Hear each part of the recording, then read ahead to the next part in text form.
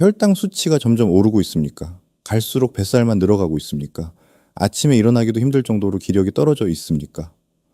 이 모든 증상의 원인이 하나라면, 그리고 그 해결책이 단 하나의 방법으로 가능하다면 믿으시겠습니까? 충격적인 진실을 밝힙니다. 이 모든 문제의 근원은 바로 몸속 수분의 고갈입니다. 인체는 대부분 물로 이루어져 있습니다.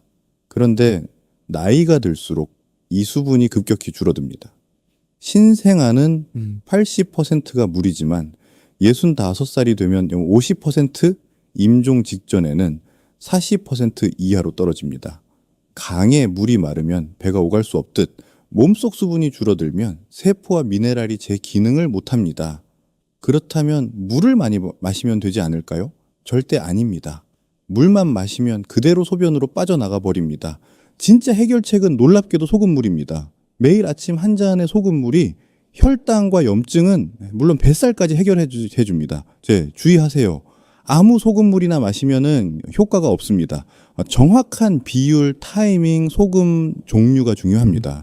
이 영상에서는 소금물의 모든 비밀을 공개합니다. 어떻게 소금물이 혈당을 안정시키는지, 어떻게 뱃살을 녹이는지, 어떻게 만성염증을 씻어내는지 모든 과학적 원리를 밝힙니다. 영상 끝까지 보시면 소금물의 놀라운 효능부터 정확한 복용법, 주의사항, 그리고 일주일 만에 몸이 변하는 비결까지 모두 알려드리겠습니다. 이 정보 하나가 여러분의 건강을 완전히 바꿔놓을 것입니다. 안녕하세요. 저는 대학병원에서 일하고 있는 박사로 매일 다양한 논형이 환자분들을 만나고 있습니다. 개인정보 보호를 위해 오늘 말씀드릴 환자분들의 이름은 모두 가명임을 미리 알려드립니다. 병원에서 일하면서 환자분들 건강만 챙기느라 정작 제 몸은 돌보지 못했어요. 당뇨 전 단계라 살을 빼보려 했지만 뭘 해도 허리둘레는 줄어들지 않았어요. 게다가 만성 위염으로 속쓰림을 달고 살았죠. 약을 처방받아 먹어도 그때뿐이었어요. 그런데 아침마다 소금물 한 잔을 마신 후 제 삶이 완전히 달라졌어요. 사실 저도 처음엔 믿지 않았어요. 하지만 마지막으로 지푸라기라도 잡는 심정으로 시작했죠. 매일 아침 소금물 딱 한 잔, 그게 다였어요. 그런데 일주일이 지나자 속쓰림이 싹 사라졌어요. 3개월 후엔 바지 사이즈가 줄었고 혈당 수치가 눈에 띄게 떨어졌어요. 그 이후로 1년이 넘게 소금물을 먹고 있어요. 저뿐만이 아닙니다. 2달 만에 10kg을 감량한 분부터 약으로도 못 고치던 비염을 고친 분까지 다양했어요. 소금물 한 잔 먹었을 뿐인데 어떻게 이런 일이 가능했을까요? 소금물에는 우리 몸의 수분 흡수를 돕는 특별한 원리가 숨어 있어요. 우선 우리 몸이 노화로 인해 어떻게 변하는지부터 아셔야 해요. 어린아이의 피부는 탱탱한데 나이가 들어갈수록 피부가 푸석하고 말라가죠. 이런 일이 몸속에서도 일어나요. 나이가 들수록 수분이 사라지거든요. 실제로 신생아일 때는 수분이 80%에 달하다가 65세 이상이 되면은 50% 정도로 줄어들어요. 임종 직전에 이르면 40% 이하로 최수분율이 떨어져요. 노화의 과정이 곧 수분이 줄어드는 과정이라고 볼 수 있는 거죠. 그래서 노화를 막는 핵심이 바로 수분을 지키는 데 있어요. 그럼 수분을 지키기 위해서 어떻게 하면 될까요? 많은 분들이 물을 마시면 된다고 생각하세요. 하지만 물만 많이 마시면은 그만큼이 소변으로 다 배출돼요. 그 대신에 소금물을 드시면 몸에 수분을 채울 수 있어요. 이런 차이가 생기는 이유는 바로 우리 몸이 소금물로 이루어져 있기 때문이에요. 눈물이나 피맛을 보면은 짭짤하잖아요. 우리 몸의 체액은 0.9%의 나트륨 농도를 유지하고 있어요. 이 농도를 일정하게 유지하기 위해서 굉장히 정교한 조절 시스템이 작동하고 있어요. 그래서 물을 많이 마시면은 몸속 소금물이 묽어지지 않도록 재빨리 물을 소변으로 배출해요. 그런데 소금물을 마시면 우리 몸이 바로 배출할 필요가 없겠죠. 이때 수분이 제대로 흡수되는 거예요. 탈수가 일어난 환자에게 0.9% 농도의 소금물로 된 링거액을 주는 이유도 이 때문이에요. 소금은 자석처럼 물을 끌어당겨요. 자석 주위에 쇠붙이들이 모여 있는 것처럼 소금이 있는 곳에 물이 머물러요. 하지만 소금물을 먹으면은 건강에 나쁘다는 말 들어보셨죠? 그래서 선뜻 시도하기가 꺼려지실 수 있어요. 저도 처음에 그랬어요. 나트륨을 많이 먹으면은 고혈압을 유발한다는 건 당연한 상식이었어요. 의대 시절 교과서에서 배운 지식이었으니까요. 심지어는 건강을 위해서 오랫동안 저염식을 유지해 왔었죠. 하지만 직접 최신 연구 자료들을 확인해 본 결과는 제 상식을 깨뜨렸어요. 고혈압은 소금 때문이 아니라는 게 최근에 새로운 상식이더라고요. 혈관에 찌꺼기가 쌓여서 여기저기가 막히면은 피가 잘 못 흘러요. 그럼 온몸 구석구석 혈액을 보내려고 혈압이 높아져요. 변기가 막혔을 때 뚫어뻥으로 압력을 높여서 막힌 곳을 뚫는 것과 마찬가지예요. 그러니 고혈압은 혈관에 막힌 데가 많아져서 생기는 거예요. 결국 고혈압을 없애기 위해서는 저염식을 할 게 아니라 혈관 건강을 회복해야 하는 거죠. 혈관 건강을 망가뜨리는 주범은 소금이 아니라 당분이에요. 소금은 우리 몸에서 과잉이 될 수 없어요. 왜냐하면은 소금의 농도를 일정하게 조절하는 시스템이 발달해 있거든요. 태초의 생명체는 바다에서 시작되었기 때문에 소금이 많은 환경에 적응해 왔어요. 그래서 몸속에 소금이 너무 많아지지 않게 조절하는 장치가 필수적이었어요. 하지만 당분은 소금과 다르게 항상 희귀했어요. 달콤한 과일은 운 좋은 날에나 얻을 수 있는 귀한 식량이었으니까요. 그래서 당을 많이 먹을 일이 없었고 우리 몸은 당분 과잉을 차단하는 장치를 미처 준비하지 못했어요. 오히려 귀한 당분을 먹으면 재빨리 몸에 저장할 필요가 있었죠. 그런데 농업과 산업이 발달하면서 음료수, 빵, 과자 같은 당분으로 된 가공식품을 싸게 먹을 수 있는 세상이 되었어요. 당분이 필요 이상으로 많이 들어오는 일을 인류가 처음으로 겪게 된 거예요. 이게 요즘 많아지는 고혈압뿐만 아니라 당뇨병, 혈관 질환, 뇌졸중, 치매 등의 원인이에요. 고혈압의 원인은 소금이 아니라 당분이에요. 소금물을 한 잔씩 먹는다고 해서 없던 고혈압이 생기진 않으니 걱정하실 필요가 없어요. 일시적으로 소금을 많이 먹더라도 우리 뇌는 물을 더 먹게 명령을 해요. 그래서 큰 문제는 없지만 뭐든 과유불급인 건 당연해요. 지나치게 많은 소금은 해로울 수 있어요. 그러니 제가 알려드리는 가이드를 꼭 지켜주셔야 해요. 오히려 저염식을 오랫동안 해온 분은 몸속 나트륨이 부족해서 문제를 겪어왔을 가능성이 높아요. 게다가 건강을 위해 물을 많이 드셨다면 나트륨이 채워지질 못하니 만성적인 저나트리움 상태에 빠져 있을 가능성이 커요.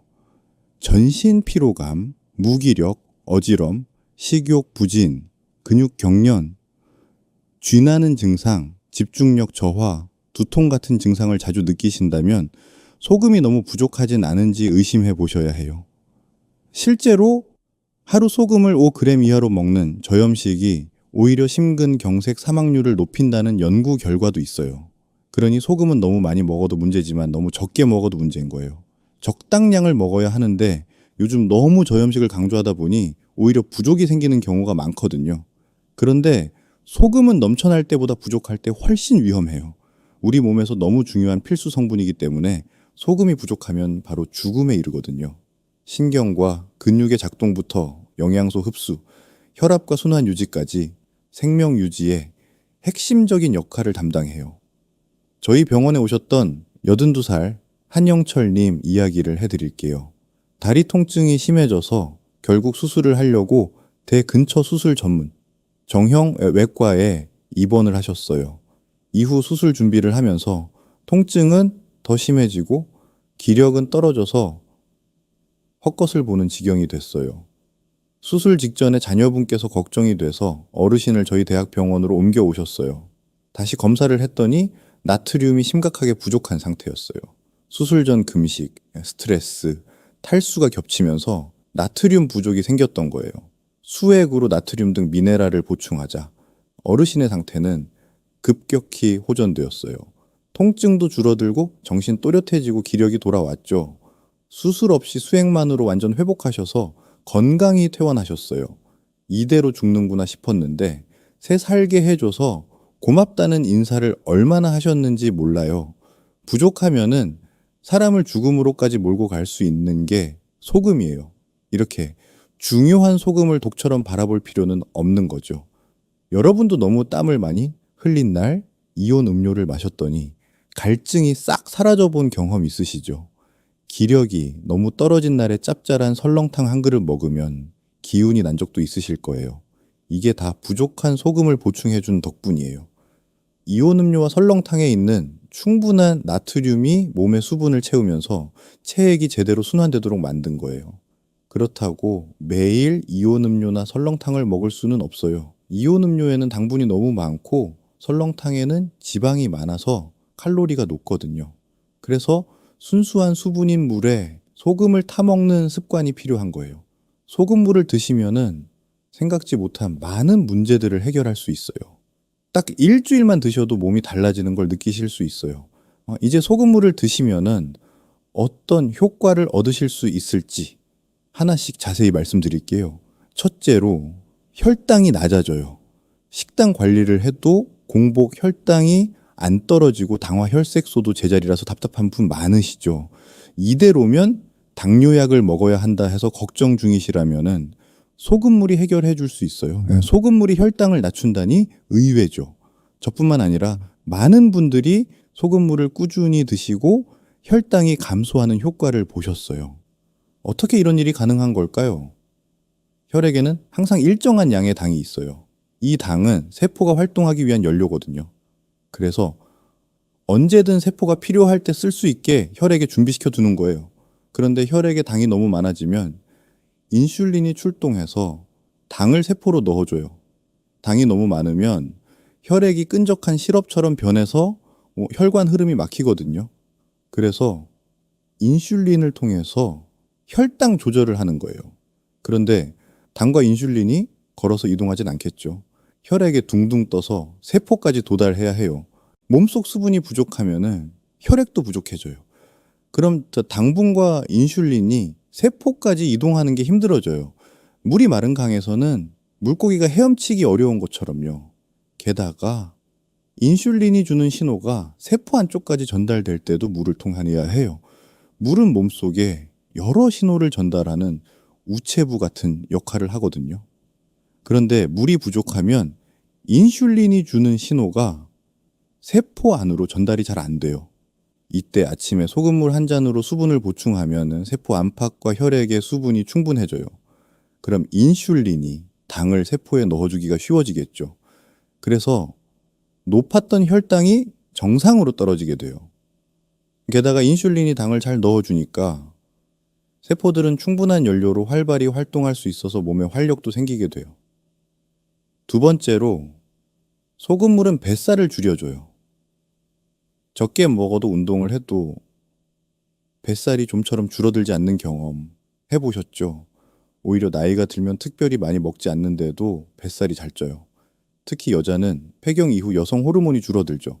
그럼 하체와 엉덩이 지방은 줄어들고 복부에 지방이 몰려서 허리 둘레가 점점 늘어나요. 대체 왜 자꾸 배살이 찌는 걸까요? 그 이유는 몸속 수분이 부족해지면서 인슐린 저항성이 커지기 때문이에요.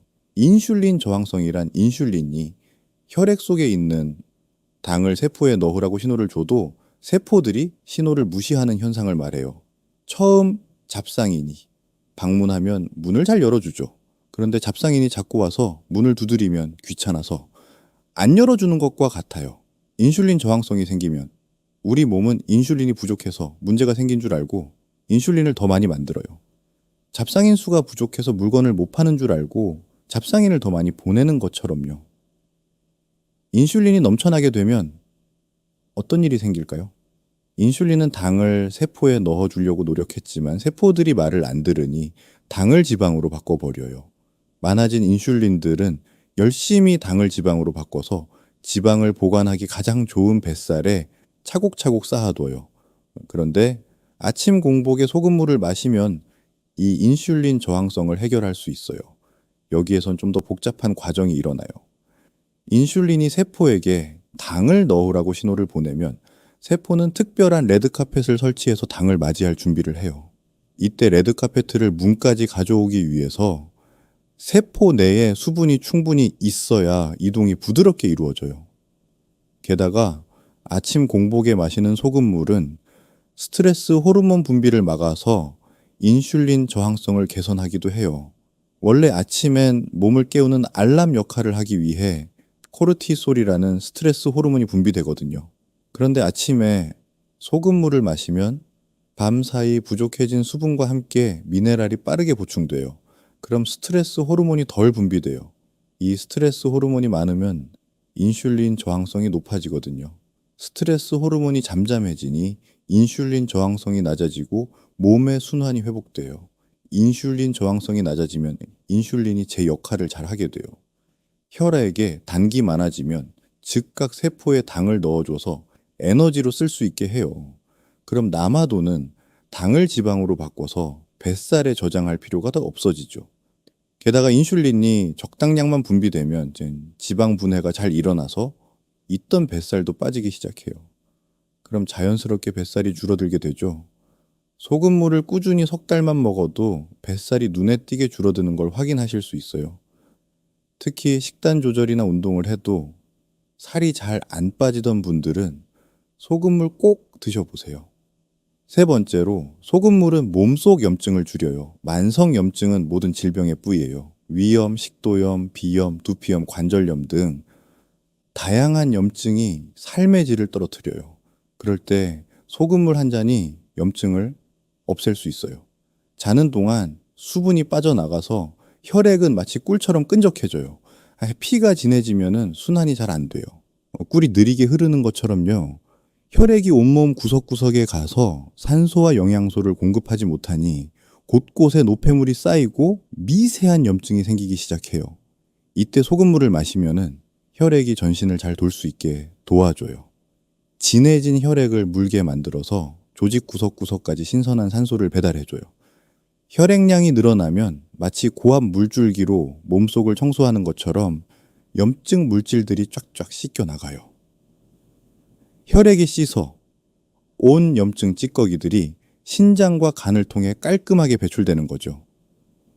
소금물은 몸속 염증의 근본 원인인 혈액순환 장애를 해결해서 자연스럽게 전신 염증을 감소시켜주는 똑똑한 해결사예요. 네 번째로, 소금물은 피부도 탱탱하게 만들어요. 실제로 저도 비싼 화장품을 매일 바를 때보다 소금물을 마신 후에 피부 좋아졌다는 말을 많이 들었어요. 나이가 들면은 피부 세포 사이에 수분이 부족해져요. 그럼 피부가 거칠러지고 주름이 많아져요. 나이가 들면서 각질이 많이 생기는 것도 이 때문이에요. 그런데 소금물을 마시면 수분을 몸속 구석구석 보충해주니 피부 세포에까지 수분이 공급돼요. 특히 소금 속 나트륨 이온이 마치 수분 자석처럼 물을 피부 조직에 꽉 붙잡아 둬서 오랫동안 촉촉함을 유지해줘요. 피부 세포 사이사이에 수분이 가득 차면은 잔주름이 펴지고 피부 결이 부드러워져요.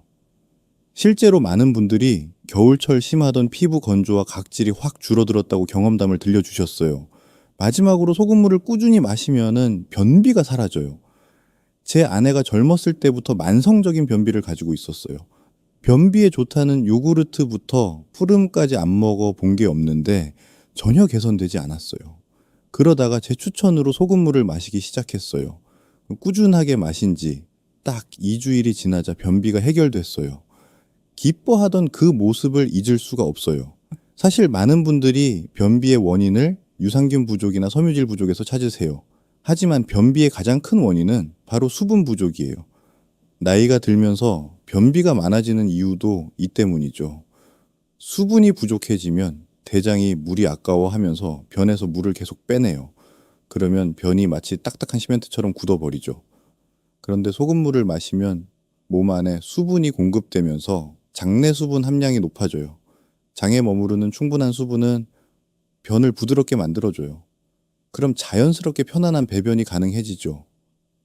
그럼 이렇게 많은 효능이 있는 소금물 어떻게 마시면 되는지 자세히 알려드릴게요. 핵심은 아주 간단합니다. 아침 공복 낄 때 미지은 한 물 200ml의 소금 한 꼬집을 섞어서 마시면 돼요. 천천히 한 모음씩 입에 먹으면서 마시세요. 주의하실 부분 몇 가지 알려드릴게요. 먼저 소금의 양을 어느 정도로 해야 하는지가 중요해요. 한 꼬집을 저울로 재보면 1g 정도가 돼요. 가장 정확한 건 내가 느끼는 감각이에요. 입에 먹으 맛있는 콩나물국에 간과 비슷하면 딱 적당해요. 내가 편안하게 마실 수 있는 간이 가장 좋아요. 먹기 불쾌하게 짠맛이 나면 내 몸이 필요한 것보다 많은 양의 소금이 들어간 거예요. 내 몸이 주는 신호에 귀 기울여 보세요. 적응이 되고 몸 상태가 개선되는 걸 확인하신 후에는 소금의 양을 조금씩 더 늘려서 최대 2꼬집까지 넣어보셔도 돼요. 중요한 건 내 몸 상태에 맞추시는 거예요. 일주일 정도 먹어봤는데 컨디션이 전보다 안 좋아졌다면 멈추시고 양을 더 줄여서 다시 시작해보세요. 소금물을 드신 후에는 몸에 흡수될 시간을 30분 정도 주시면 좋아요. 소화할 게 없어서 10분 정도면 위에서 소장으로 이동해서 흡수가 시작돼요. 다만 전신세포까지 가는 데에는 30분 정도의 시간이 걸리거든요. 그래서 식사는 소금물 드시고 30분이 지나서 하시면은 수분 흡수를 방해하지 않을 수 있어요. 다른 약이나 영양제도 마찬가지로 30분 정도 간격을 두고 드시길 권장드려요. 어떤 소금을 골라야 하는지도 많이 궁금해 하세요. 사실 소금물 요법에서 가장 신경 쓰셔야 할 것 중 하나가 소금 선택이에요. 일단 집에 있는 하얀 정제 소금은 피하시길 추천드려요. 정제 소금은 순수한 염화 나트륨 99%로 마치 껍질을 다 벗긴 백미 같은 거예요. 어떤 음식에나 어울리고 깔끔하지만 영양분은 없죠. 화학 처리로 미네랄이 모두 사라져서 우리 몸에 필요한 균형 잡힌 미네랄을 제공하지 못해요. 그럼 어떤 소금을 선택하면 좋을까요? 정제 소금 이외에 다양한 소금 중에서 원하시는 걸 선택하셔도 좋아요. 다만 미네랄이 많은 제품이 우리 몸에 줄 수 있는 이점이 가장 많아요. 그래서 저는 천일염을 가장 추천드려요. 천일염은 바다의 미네랄을 그대로 간직한 최고의 선택이에요. 마그네슘, 칼슘, 칼륨이 풍부해서 전해질 균형을 완벽하게 맞춰줄 수 있거든요. 가격도 합리적이고 구하기도 쉬워서 매일 사용하기 딱 좋아요. 특히 서해안 천일염이 품질이 우수해요. 두 번째로 추천드리는 건 죽염이에요. 죽염은 천일염을 대나무 통에 넣고 구워낸 프리미엄 소금이에요. 고온에서 구우면서 중금속이 제거되고 알칼리성이 강해져서 해독 효과가 뛰어나요. 다만 가격이 비싼 편이라 매일 쓰기엔 부담스러울 수 있어요. 마지막으로 추천드리는 건 암염이에요.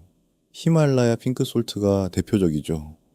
84가지 미네랄이 들어있어서 영양적으로는 훌륭하지만 바닷소금에 비해 요드가 부족할 수 있어요. 3가지 소금의 효과에 있어서는 큰 차이는 없기 때문에 초보자라면 천일염부터 시작하시면 가장 무난해요. 소금 뒷면 성분표를 꼭 확인해서 첨가물이 없는 순수한 천연 소금을 고르는 게 포인트예요. 그리고 어느 정도 소금물에 익숙해지셨다면 부가적인 효과를 더 누릴 수 있는 방법이 있어요. 미지근한 물에 소금물만 타서 드셔도 좋지만 몇 가지를 추가해 보시면 한겸 항산화 효과까지도 얻으실 수 있거든요. 매일 컨디션에 따라 다양하게 드셔보시면 몸이 훨씬 좋아질 수 있어요. 소금물에 같이 넣어보시면 좋은 것들 3가지 알려드릴게요. 첫째, 레몬즙이에요. 레몬즙을 넣으면 마치 잠든 소화기관의 알람시계를 울리는 것 같아요. 신맛이 위장을 깨워서 소화액이 조금씩 나오기 시작하거든요. 그리고 비타민C가 면역력을 쭉 올려주면서 간에서는 독소를 빼내는 청소부 역할을 해줘요. 실제로 마셔보면 입안이 깔끔해지고 몸이 개운해지는 느낌을 바로 받을 수 있어요. 다만 위상 와다나 역류성 식도염이 있으신 분들은 속이 더 쓰릴 수 있으니 추천드리지 않아요.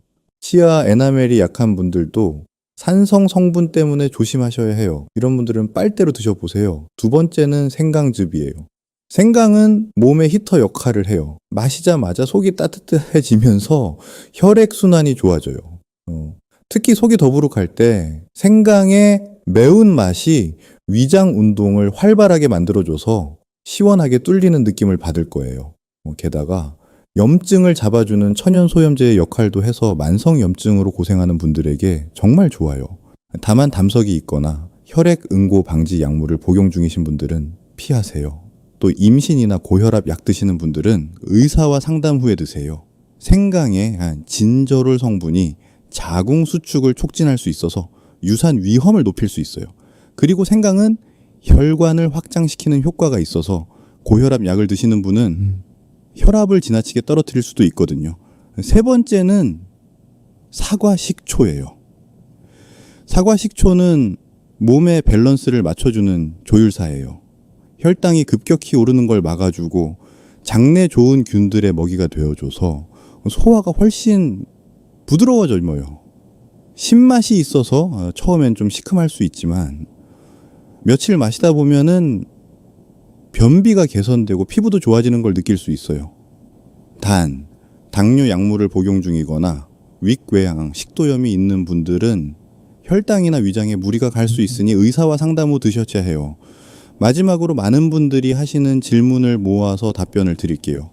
첫 번째로 가장 많이 받는 질문은 바로 이거예요. 고혈압이 있는데 소금물 마셔도 되나요?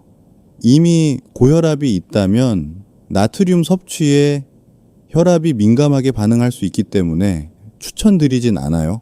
다만 약으로 조절이 잘 되고 있고 아침에 일어날 때 어지럼이 반복되는 분은 의사와 상담 후 아주 소량으로 시작해 보시는 걸 권장해요.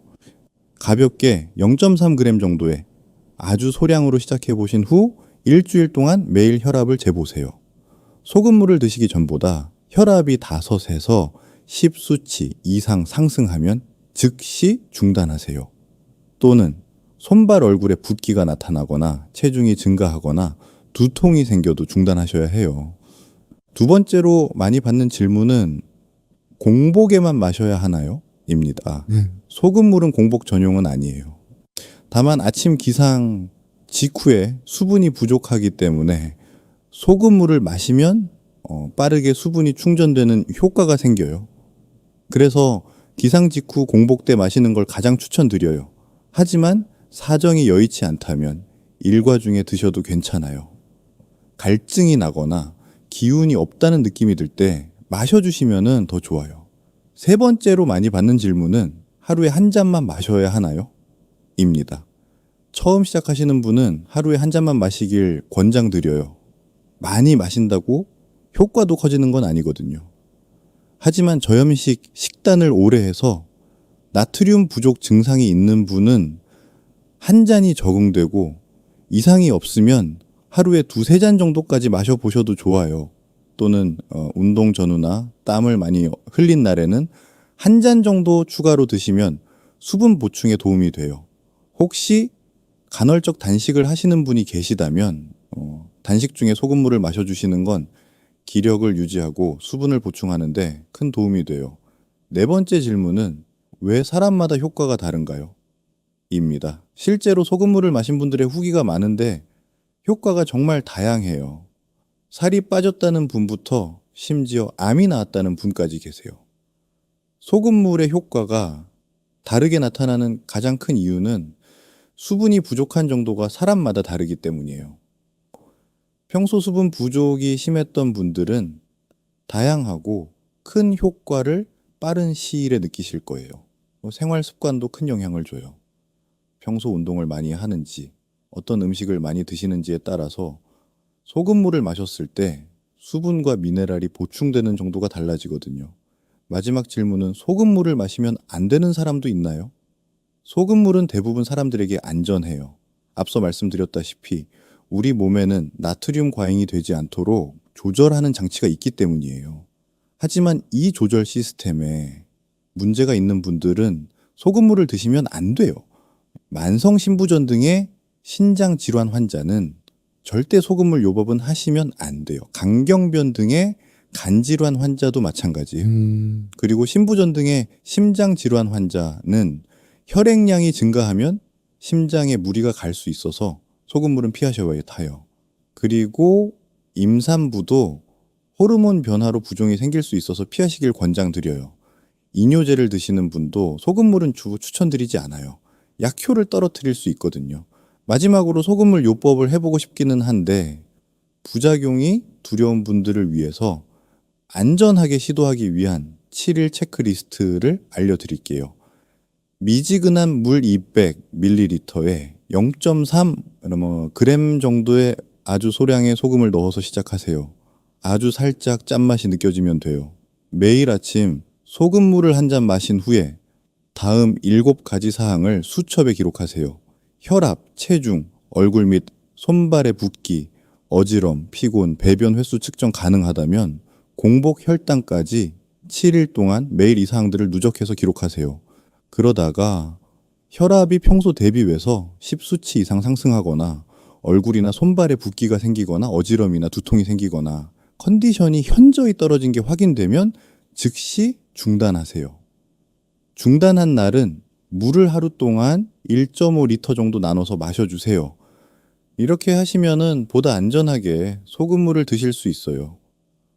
여러분, 오늘 영상 어떠셨나요? 소금물 한 잔이 이렇게 많은 변화를 가져올 수 있다는 사실 놀라우시죠? 사실 처음엔 반신반의 하실 수 있어요. 저도 그랬으니까요. 의사로서 수십 년간 배워온 상식과 달랐거든요. 하지만 직접 경험하고 수많은 분들의 변화를 지켜보면서 확신하게 됐어요. 우리 몸은 생각보다 단순한 원리로 작동한다는 걸요.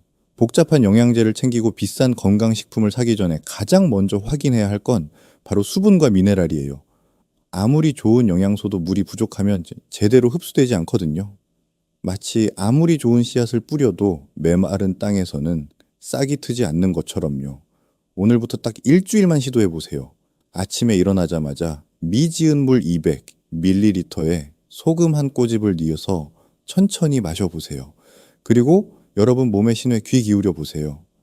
속쓰림이 줄어들었는지 몸이 가벼워졌는지 화장실 가는 게 편해졌는지 말이에요. 작은 변화들이 모여서 큰 변화를 만들어낼 거예요. 이제 다만 꼭 기억하세요. 소금물은 만능이 아니에요. 신장 질환, 간 질환, 심장 질환이 있으신 분들은 반드시 의사와 상담하셔야 해요. 그리고 고혈압이 있으신 분들도 신중하게 접근하셔야 하고요. 건강은 한 가지 방법으로만 지킬 수 있는 게 아니니까요. 균형 잡힌 식단, 규칙적인 운동, 충분한 수면이 함께 이루어져야 해요. 소금물은 그 모든 노력의 기반을 다져주는 역할이에요. 마른 땅에 물을 주듯 말아가는 몸에 수분을 채워주는 것. 그게 바로 소금물 요법의 핵심이에요. 오늘 영상이 여러분의 건강한 삶에 작은 도움이 되었길 바라요. 이 정보가 유익하셨다면 구독과 좋아요 꼭 눌러주시고 주변 분들께도 공유해주세요. 특히 뱃살, 혈당, 만성피로, 염증으로 고생하시는 부모님이나 지인분들께 꼭 알려주세요. 댓글로 여러분의 경험담도 나눠주세요. 소금물 마신 지 일주일째인데 이런 변화가 있었어요 라고 공유해 주시면 같은 고민을 하시는 다른 분들께도 큰 힘이 될 거예요. 여러분 모두 건강하시고 활력 넘치는 하루하루 보내시길 바라요. 다음 영상에서 더 유익한 건강 정보로 찾아뵙겠습니다. 지금까지 듣기만 해도 지혜로워지는 지혜로운 노년이었습니다. 감사합니다.